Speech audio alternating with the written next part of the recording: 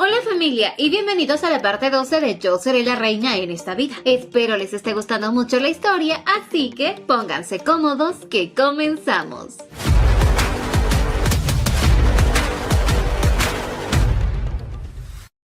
Por otra parte, el duque de Oldenburgo ya había descubierto al príncipe y quería saber qué hacía ahí, pues él debería estar en el palacio de Montpellier. Pensaba regresarlo para evitar problemas con el rey, pero Alfonso le suplicaba que lo lleve a las tierras de Jersache y que le permita participar en la cruzada. El duque no quería aceptar eso porque sabía que Alfonso era un huésped de honor de Gálico y si desaparece repentinamente de seguro Felipe estaría muy preocupado, según. Y más su padre, el rey, al ver que su hijo va a participar en una guerra. Pero Alfonso, desesperado y entre lágrimas, le dijo que el rey lo había abandonado y que su primo Felipe estaba buscando la forma para eliminarlo y que él se había enterado de eso por una fuente confiable, ya que su primo, el rey Felipe, deseaba quitarle la vida dándole comida con arsénico. Este duque no podía creer que alguien como Felipe, que se dice que es un servidor de Dios, sea capaz de hacer semejante cosa, pero también sabía que tanto él como su hermana no conocen la vergüenza. Pero Alfonso no solo suplicaba por la vida de él, sino también por la de sus caballeros, quienes se encontraban en peligro igual que él, y les dijo que tanto él como ellos desean ir al campo de batalla. Al escuchar esto, el duque sabía que Alfonso no podrá escapar solo de las tropas del reino de Gálico, y como él también ya se había enterado de que el rey ha nombrado a un nuevo sucesor, no podía dejar a Alfonso a su suerte, así que decidió ayudarlo.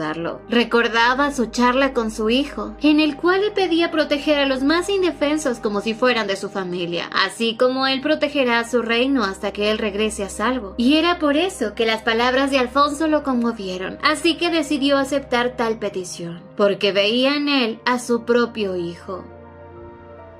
Por otro lado, en el gran palacio del duque de Valois, el padre de Larisa le reclamaba por haber hecho semejante atrocidad, ya que ella había confesado que fue la causante del incendio. Para su padre, ella estaba completamente loca, pero ella está obsesionada con Alfonso, así que no le importaba nada. Y hoy le contaba a su padre que ahora ella y Alfonso son esposos, porque él había firmado una promesa de matrimonio. Su padre, al ver esto, pidió que traigan a un experto en derechos para que analice esta acta. Y al poco rato de revisarla, le dijeron que el documento era perfecto y firmado por dos personas, aunque oficialmente ella aún no está casada, porque esta acta no había sido firmada en la presencia de un clérigo como lo dicta la ley. Por lo tanto, no es un documento oficial. Larisa, que escuchó esto, estaba furiosa. Decía que él está mintiendo solo para quedar bien ante sus padres, pero este hombre le aclaró que ese papel podría ser válido como una promesa de compromiso matrimonial, nada más. Por lo tanto, el príncipe no podrá casarse con nadie más teniéndola a ella como prometida, y en caso de que Alfonso se case, ella podría presentar una objeción a la Santa Sede y anular ese matrimonio. Para Larisa, esta era la mejor noticia que le habían dado porque tenía a Alfonso comiendo de sus manos. Pero su padre preguntaba ¿y qué podían hacer para romper ese compromiso? Y para eso se necesita el consentimiento de ambas partes, aunque había otra forma de anularlo, y era que Alfonso o ella muera. Al escuchar esto, al padre de Larisa le encantó la idea de matar a Alfonso, pero obviamente Larisa no lo iba a permitir. Amenazó a su padre que si Alfonso muere, ella se quitará la vida. Por lo que le dijo que ni se le ocurra hacer nada en contra de su querido. Su padre le aclaraba que ella no puede estar junto a él. Incluso hay rumores de que él había ido a la guerra. Ahí hay tantos peligros en los cuales él podría morir. Pero Larisa le decía que él puede ayudar a su esposo a rescatarlo, traerlo con vida junto a ella. Y aunque su padre trataba de que ella entre en razón, Larisa estaba cegada por su obsesión. Y no importaba nada más que el príncipe Alfonso. Y si él no está a su lado, la vida de ella no valía nada según. Y tomando un candelero, se lo puso en su cuello diciéndole a su padre que si su esposo llega a morir, ella también morirá. Y le hacía prometer a su padre que protegerá a Alfonso. Su padre, que no quería ver a su hija morir y menos su madre, le dijo que se lo prometía, que hará todo lo que esté en sus manos para ayudarlo.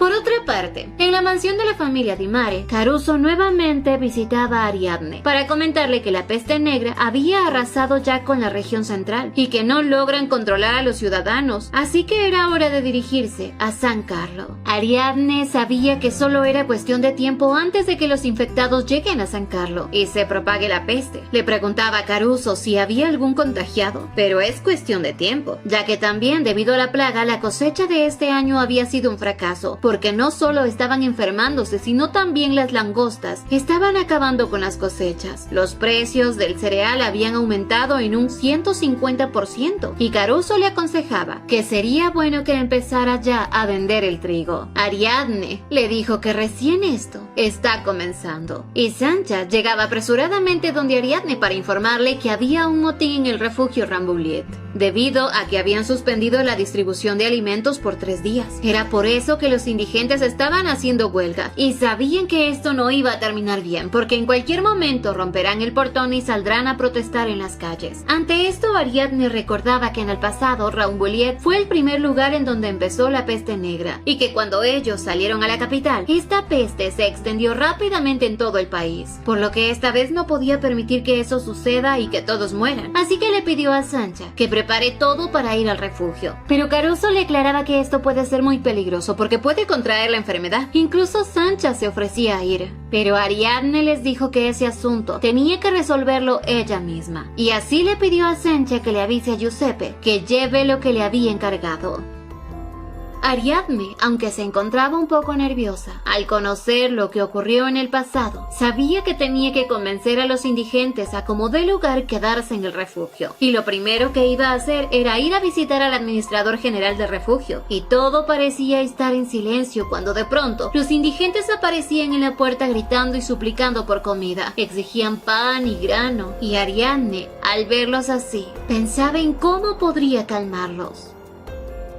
Al poco tiempo llegaba y quería encontrarse con el administrador, pero les fue imposible ingresar, ya que todos los indigentes estaban en la puerta y no querían apartarse de ella. A la final, cuando lograron entrar, todos los indigentes se acercaban a Ariadne, preguntando quién era ella, porque aparentaba tener mucho dinero. Le pedían que por favor les dé comida, y Ariadne podía ver en ellos la furia y la desesperación. Tenía miedo de que no pueda resistir hasta que Giuseppe le traiga lo acordado, pero debía hacer un poco más de tiempo, por lo que tomando un poco de monedas de oro, las lanzó al aire. Al caer en el suelo, todos los indigentes empezaron a tomar cada moneda, y Ariadne les dijo que así vayan rumbo a San Carlos, no solucionarán nada. Pero uno de ellos les dijo que si acaso quieren que mueran de hambre, porque no les han dado de comer durante semanas. Incluso habían niños y mujeres que fallecieron por el hambre. Exigían comida y más dinero, por lo que Ariadne se ofreció a encargarse de que todo vuelva a la normalidad, que se distribuya el alimento adecuado. Incluso ofrecía que a partir de este momento recibirán sopa y pan 2 veces al día. Los indigentes eran tan incrédulos, y más porque sabían que ella es la hija del cardenal y que no debería tener ni un centavo. Además de que ellos pensaban que si se quedan en ese lugar morirán de hambre. Pero Ariadne estaba convencida en que ellos no deben salir, porque al salir de ahí les espera la muerte. Así que Ariadne, tomando valor, les aclaraba eso, que si salen de ahí no van a sobrevivir, pero si se quedan van a sobrevivir. La multitud ya estaba desesperada, querían hasta quitarle todo lo que ella poseía. Pero justo antes de que suceda una tragedia, Giuseppe llegaba con una carroza llena de bolsas de trigo. Los indigentes ahí se daban cuenta de que ella no les estaba mintiendo, por lo que decidieron confiar en Ariadne. Ella les dijo que esto era apenas una 1/4 parte de lo que les iba a entregar, y que a partir de ese momento nunca más volverán a pasar hambre, porque obviamente ella se encargará de que ese pasado tan atroz no se vuelva a repetir, y empezará a forjar un nuevo futuro.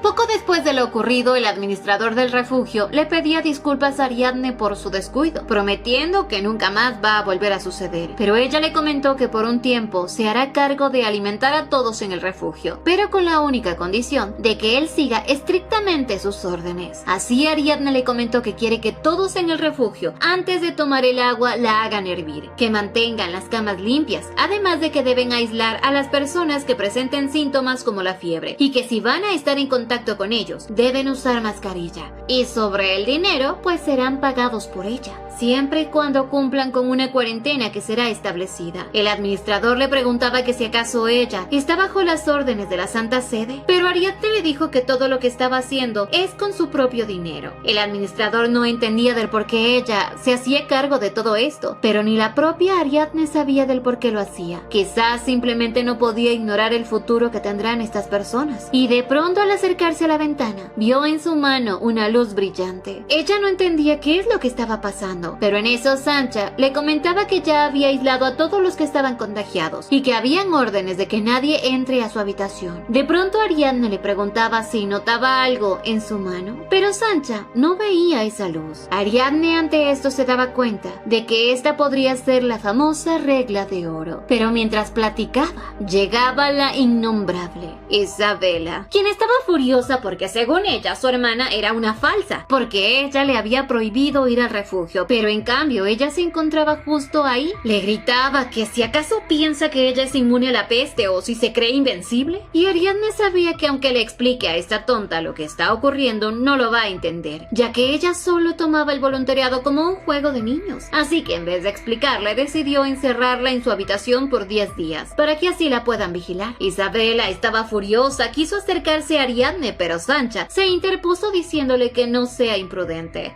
Ariadne recordaba el pasado, cómo se sentía ante Isabela, como si estuviera en un mundo en el cual no podía ni siquiera mirarla. Se sentía tan insignificante, pero ahora era diferente porque podía enfrentarla. Y minutos después las sirvientas ya cargaban en brazos a Isabela hasta la habitación donde pasará encerrada 10 días. Isabela, como una niña malcriada, estaba furiosa. Ahora las sirvientas no la respetaban. Se sentía tan frustrada, pero prometía buscar una manera de que su hermana pague por todo lo que le estaba haciendo. Según ella, va a arruinar la vida de Ariadne.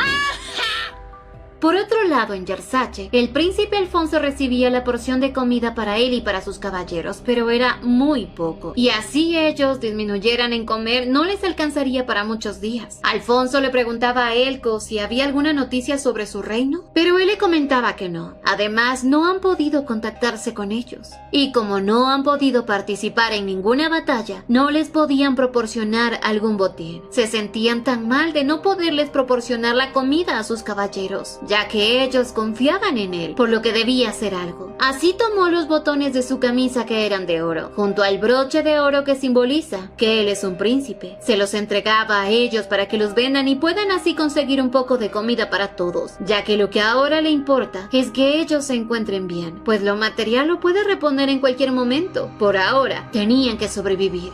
Además que Alfonso quería sentirse como un verdadero príncipe, aquel que cuida de los demás.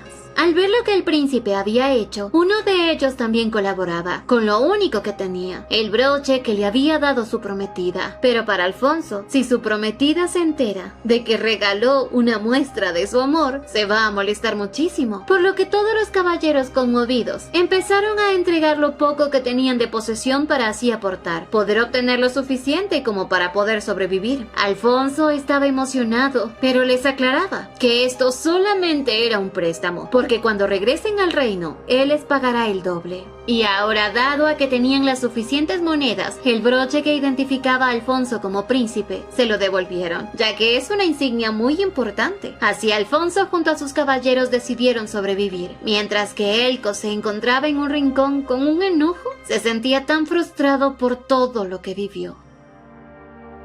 Por otro lado, en el reino de Etruscán, el rey estaba molesto porque no había recibido cartas de Alfonso y decía que es un sinvergüenza que ni siquiera se preocupa por su padre. Rubina, aprovechándose de esto, le decía al rey que Alfonso ni siquiera se había preocupado en decirle que está participando en la guerra, que si no hubiese sido por el gran duque de Oldenburgo, ni siquiera se hubiese enterado. Obviamente a esta bruja le convenía que el rey esté molesto con su hijo, pero el rey en parte se sentía un poco orgulloso porque su hijo había decidido participar en la cruzada e incluso había encontrado la forma de huir de Gálico, y por ello había salvado a Bianca de casarse con Felipe. Así que por ello le parecía alguien muy digno de asumir el trono. El rey pensaba enviarle refuerzos o provisiones, pero a Rubina esto no le gustó nada, y con artimañas y engaños hizo creer al rey que debía esperar un poco para que lo haga sufrir por no haberle enviado ni siquiera una carta después de haber escapado del reino gálico. Le decía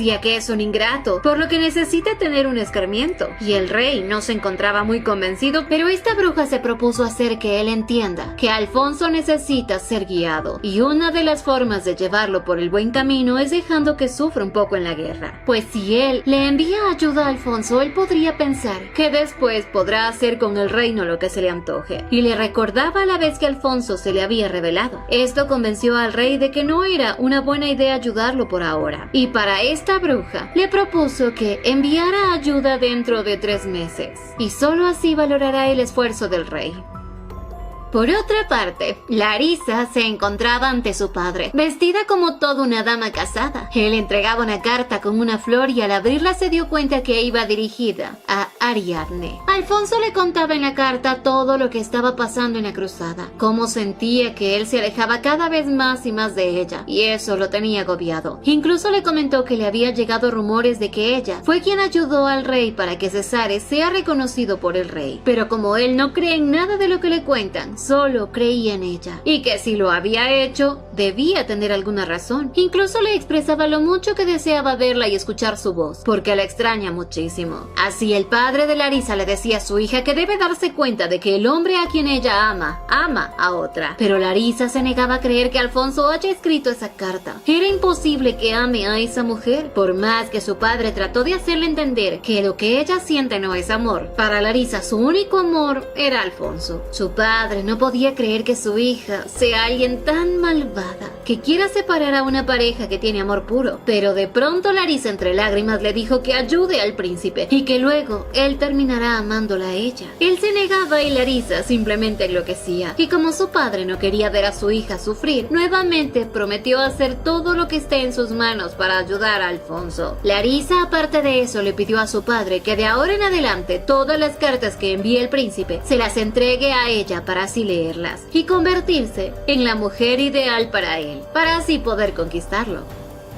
Por otro lado, Ariadne recibía una carta del refugio Rambouillet, en donde le comentaban que los infectados estaban aumentando. Ariadne sabía que ahora ese lugar es de difícil acceso, y que si se habían contagiado debe ser por un nuevo miembro que entró a ese lugar, ya que de no ser así, todo San Carlos estuviera contagiado. Y para tomar precauciones le pidió a Sancha que desinfecte la carta con el humo de Artemisa, y que haga llegar su respuesta al refugio de inmediato, por medio de Ana. Ariadne recordaba que el refugio en un principio fue fundado con buenas intenciones, pero solo se terminó convirtiendo en una herramienta para mantener las calles de San Carlos limpias y bonitas. Y al igual que en el pasado, ese refugio fue el epicentro de la peste negra, pero esta vez Ariadne iba a cambiar esta situación, ya que no iba a permitir que personas inocentes mueran, porque aparte es una población activa que podrían aportar con trabajo. Así que ella estaba dispuesta a superar como sea esta crisis.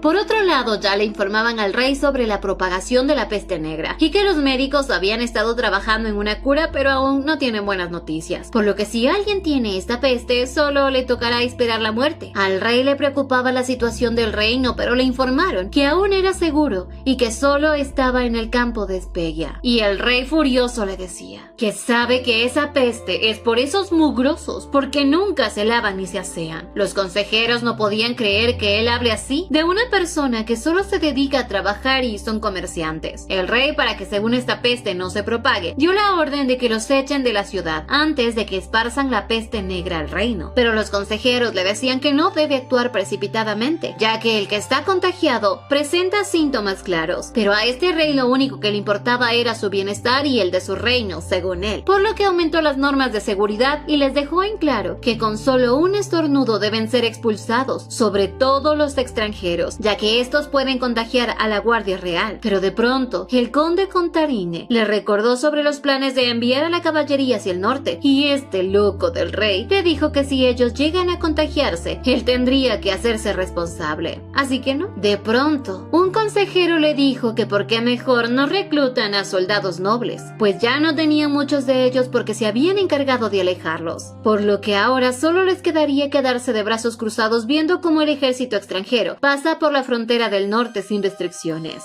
Aunque en eso aparecía la serpiente venenosa de Rubina con un plan para ayudar al rey. Le recordaba que posee a alguien que tiene un feudo en la frontera del norte, en donde hay una tropa privada de mercenarios entrenados por el difunto duque. Y esto hizo que el rey sonriera, y más cuando esta mujer le habló del duque Pisano, su hijo. Horas más tarde, Rubina le pidió a Cesare que vaya a Pisano, ya que era su oportunidad de lucirse ante el rey. Cesare estaba molesto porque ella tomaba decisiones sin consultarle, pero ella, según ya le había dejado todo servido en bandeja de plata, aunque para Cesare esto no era así, porque su madre lo estaba enviando directo a enfrentarse con la caballería pesada de Gálico, y muy molesto preguntaba si acaso ella desea su muerte. Rubina, furiosa, le decía que si acaso él piensa que no lo logrará, y acercándose a él le dijo que confiaba en él, porque es digno hijo de su madre, el cual puede lograr todo lo que se proponga. Y así esta madre desnaturalizada le dijo a Cesare que además un noble de alto rango jamás muere, simplemente los intercambian por dinero. Cesare estaba en shock y no podía creer que su propia madre, la que lo trajo al mundo, le haya dicho semejante cosa. Lo miraba como si él ni siquiera le importara.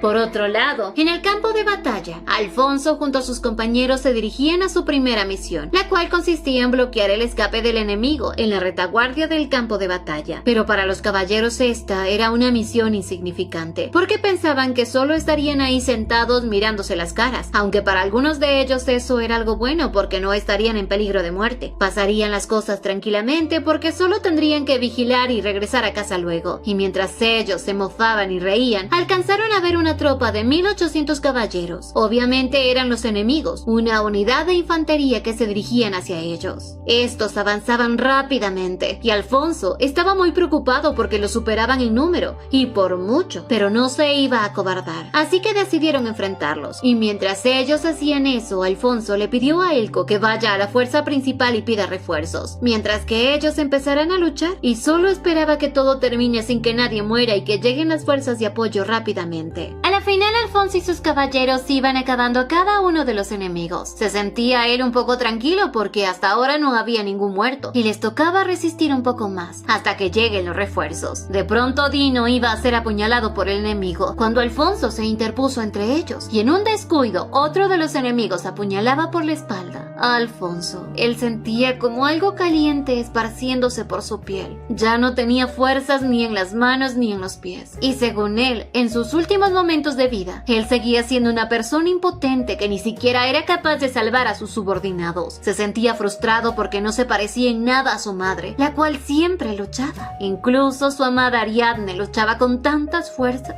y él ni siquiera podía defenderse. No se sentía digno de poder protegerlas a ellas. Y en el abismo en el que él estaba cayendo, de pronto una luz alumbraba su camino, mostrándole así una hermosa flor blanca. Y cuando uno de los enemigos iba a rematarlo, él tomando su espada se defendió. Esto le dio fuerzas para seguir luchando, para así poder proteger a las personas que ama. Y con furia acabó con cada uno de ellos. Y a los pocos segundos, los refuerzos llegaban para ayudar a Alfonso. Ya en la noche, luego de esa dura batalla, los heridos fueron tratados y el duque de Oldenburgo reunió a todos sus caballeros de alto rango para discutir lo que había pasado. Estos caballeros, que mantenían su ego alto, menospreciaban la ayuda que había dado Alfonso y sus caballeros. Les decía que todo había sido simplemente un golpe de suerte. Manfredi estaba furioso porque ellos se habían enfrentado a más de 50 enemigos ellos solos. Pero de pronto Alfonso les dijo que ellos tenían razón, ya que en una batalla deben jugarse la vida, por lo que de ahora en adelante él no dudará en arriesgarlo todo en las batallas, por lo que les pidió que les asigne una misión al frente. Y aunque ellos no querían, Alfonso les recordaba algo: merecían el botín que habían obtenido de los 60 prisioneros que habían capturado. Con ello preparará las armas y todo lo que necesita para seguir luchando. En eso, uno de los caballeros de alto rango le dijo a Alfonso que ellos simplemente han estado gastando en comida. Pero antes de que esta pelea inicie, el duque intervino, pues como él es el comandante general general les dijo que Etruscan había hecho una gran contribución, pero sus caballeros les decía que por qué defiende tanto a esos prisioneros. A lo que el duque les dijo que si no se habían dado cuenta, esos herejes estaban dirigiéndose al pueblo que los había ayudado, lo iban a incendiar, y que gracias a la ayuda de Alfonso no habían logrado su objetivo. No solo salvaron sus vidas, sino que también tuvieron una gran victoria al capturar al enemigo para luego exigir un rescate, y así les pidió que les entreguen lo que ellos merecen del botín. Y obviamente a los demás caballeros esto no les parecía justo, pero Alfonso agradecía por su amabilidad y les reiteraba de su decisión de querer participar en la próxima batalla. Luego de la reunión, Alfonso se dirigió a ver a sus caballeros, los cuales se encontraban con heridas, pero felices porque por primera vez los estaban mirando de una forma diferente y no como simples inútiles. Pero para Alfonso esto le había cambiado totalmente la vida, porque estar al borde de la muerte hizo que sus pensamientos se aclararan poco a poco y comprendió que debe luchar para superar todas las dificultades que se le presenten, y esta vez para él era un nuevo comienzo.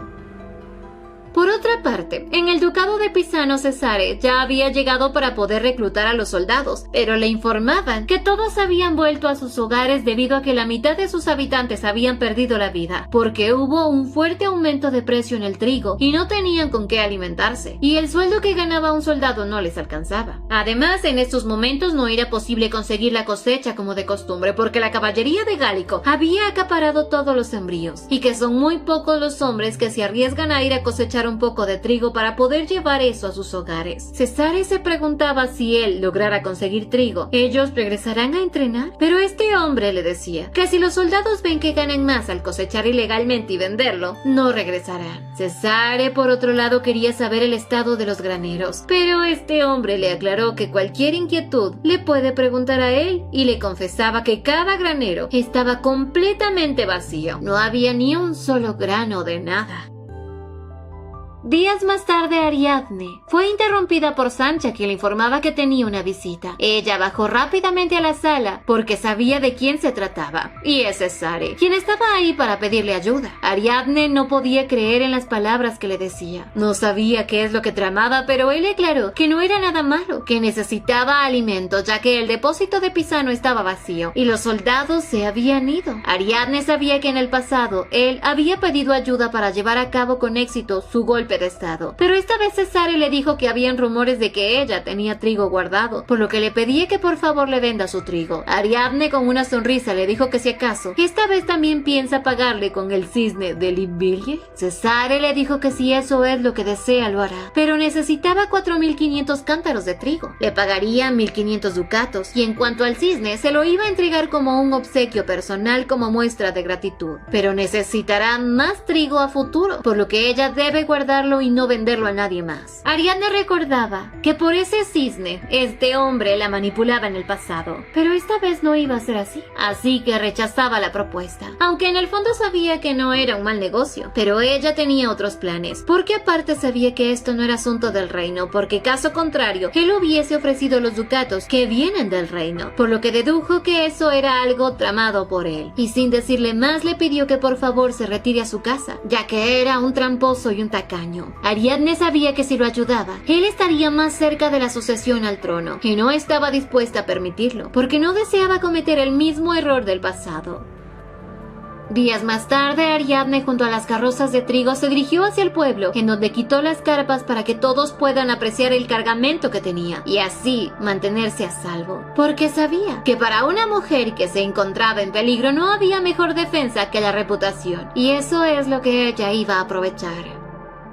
Al poco rato, Ariadne empezó a repartir pan y comida a los habitantes del pueblo, y de pronto, un pequeño se le acercó diciéndole que ella es una persona muy especial, porque las luces que brillan en la punta de sus dedos eran muy bonitas. Ariadne se sorprendió porque este pequeño era el único que podía ver ese brillo en sus dedos, y este pequeño le decía que la insignia que tiene es una sola, y que por suerte no había cruzado el umbral del profeta, pero que ya no faltaba mucho. Ariadne recordó que en el pasado la trataban como si ya fuera una bruja y que podía ser una pista para su regreso al pasado. Ariadne le preguntaba al pequeño qué significa el umbral, que le cuente todo, y este pequeño le preguntaba si ella había rechazado alguna propuesta. Ariadne recordaba lo que le dijo a Cesare, y este pequeño le dijo que es posible que le hayan pedido sacrificios por una escasez, ya que es algo relacionado con la alimentación. En pocas palabras, este niño le había adivinado la visita que le hizo Cesare, y así este le aconsejó que siga la voluntad de las cosas, aunque a veces no parezca lo correcto, pero habrá un tiempo en el que sí lo serán. De pronto llegaba la abuela de este pequeño a regañarlo, porque se estaba metiendo en cosas que ni siquiera entiende, pero el pequeño le dijo que al ser ellos hechiceros necesitan ayudarla, y le decía que Ariadne estaba a punto de llegar al umbral del profeta, pero para su abuela, este chiquito no tenía vela en ese entierro, y así se lo llevaba, sin que Ariadne pudiera hacerle más preguntas. Pero antes de marcharse, esta abuelita le dijo que al parecer todo era obra de Amhara. Ariadne al escuchar esto se quedó en shock porque en un abrir y cerrar de ojos estos habían desaparecido. Le pidió a Joseph que busque a la abuela y a su nieto porque necesitaba averiguar más sobre el secreto de su regresión al pasado. Tenía que preguntarle más a esa hechicera.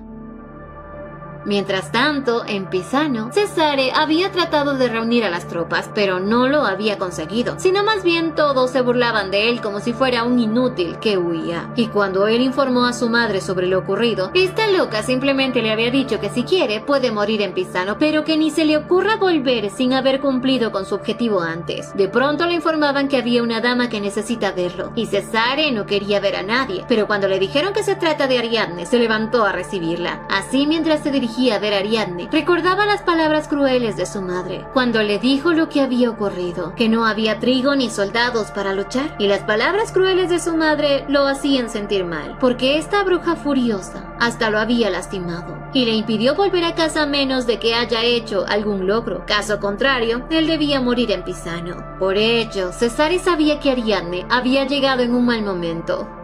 Al poco rato, Cesare ya se reunía con Ariadne preguntándole qué la llevaba a visitarlo. Ella le comentó que había escuchado los rumores de que el reino podría caer, y el gesto que hizo Cesare lo confirmó. Así que ella le dijo que ya se había enterado de que el ejército de Gálico no se retirará de la frontera, y que ahora sí está dispuesta a venderle el trigo que necesita. Pero Cesare le dijo que ya no le importa el trigo porque ni siquiera tiene soldados para poderles pagar. Al escuchar esto, Ariadne le dijo que si no lo necesita entonces se retiraba, pero de pronto él la tomó de la mano. Ella, que sabía muy bien lo desesperado que estaba él y confundido, se acercó a él diciéndole que por qué duda tanto, si ella quiere venderle el trigo. Cesare le contó que tiene 1500 soldados, que deberían expulsar a la caballería pesada de Gálico, que son demasiados. Le preocupa porque los enemigos lo superan en número, y era por eso que había ido a Pisano para poder obtener más soldados. Ariadne sabía que esta idea no pudo ser ejecutada solo por él, y Cesare le confesó a Ariadne que todo fue idea de su madre, quien había convencido al rey para enviar a las tropas a Pisano. Ariadne le preguntaba si él alguna vez se sintió feliz al complacer a su madre, pues siempre al final de cada misión esta bruja le daba una más. Cesare pensaba que él solo se siente feliz cuando alguien le dirige una mirada cálida y alegre, pero no quería mostrar esos sentimientos a Ariadne, aunque de pronto lágrimas empezaron a salir de sus ojos, sorprendiendo mucho a Ariadne, porque nunca antes lo había visto llorar. Le entregó un pañuelo conmoviendo a Cesare, y Cesare pensaba que Ariadne al verlo llorar se iba a burlar de él, y eso no ocurrió. Feliz, empezaba nuevamente con sus pendejadas. Le preguntaba si el pañuelo se lo va a regalar, pero Ariadne le pedía que se lo devuelva, aunque Cesare, como todo un niño malcriado, le dijo que no, porque ya ahora está en sus manos y es de él. Así se lo guardó en el pecho, diciéndole a Ariadne si se atreve a sacarlo de ahí, pero ella simplemente le pidió que lo lave y que se lo devuelva, aunque Ariadne no estaba aquí para jugar sino para negocios, y lo primero es tratar sobre el asunto de detener al ejército de Gálico y también de su negocio con el trigo. Cesare siempre había querido tener una mujer así, que brille por sí sola como un diamante, alguien que no pueda ser reemplazada por nadie y que sea tan ingeniosa como lo es Ariadne. Y así estaba perdido en sus pensamientos, fantaseando con lo que nunca podrá obtener. ¿Qué pasará con esta historia? No sé. Pues esto lo sabremos en un siguiente video. No olviden suscribirse, activar la campanita de notificaciones, dejar su me gusta si les gustó y visitarnos en Beretoons, donde subimos más de estas historias. ¡Hasta la próxima!